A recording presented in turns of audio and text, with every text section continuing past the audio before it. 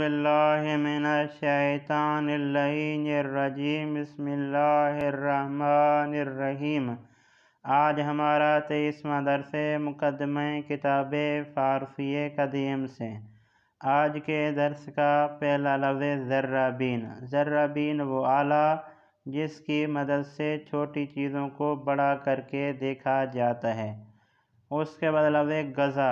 गज़ा यानी खाना। ये लफ्ज़ जहाँ पर भी आया है मैंने आपको मुतवज्जे किया है, इसको गज़ा पढ़ना है, आपने इसको गिज़ा नहीं पढ़ना, क्योंकि गिज़ा फ़ारसी में दुरुस्त तलफ़्फ़ुज़ नहीं है। उसके बाद लफ्ज़ कागज़। कागज़ फ़ारसी उर्दू एक है। उसके बाद लफ्ज़ आज़ान। आज़ान भी बिल्कुल इसी तरीके से। उसके बाद लफ्ज़ ज़िक्र। ज़िक्र भी बिल्कुल इसी तरीके से। उसके बाद ज़िलहज्जा। ये ज़िलहज्जा भी बिल्कुल इसी तरीके से। ये इस्लामी महीनों में से एक महीने का नाम है।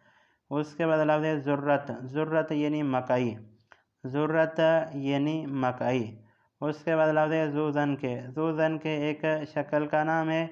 इसके बारे में मैंने उन दोस्तों से पूछा है जो फ़ारसी जानते हैं। वो कहते हैं कि ज़ूज़न के फ़ारसी उर्दू एक है, लेकिन मुझे इसके बारे में कन्फर्म नहीं है आया ये फ़ारसी उर्दू एक है या नहीं है। उसके बाद लफ्ज़ गुज़रनामे। गुज़रनामे यानी पासपोर्ट। गुज़रनामे यानी पासपोर्ट। उसके बाद लफ्ज़ ज़िब। ये ज़िब भी बिल्कुल इसी तरीके से फ़ारसी उर्दू एक है।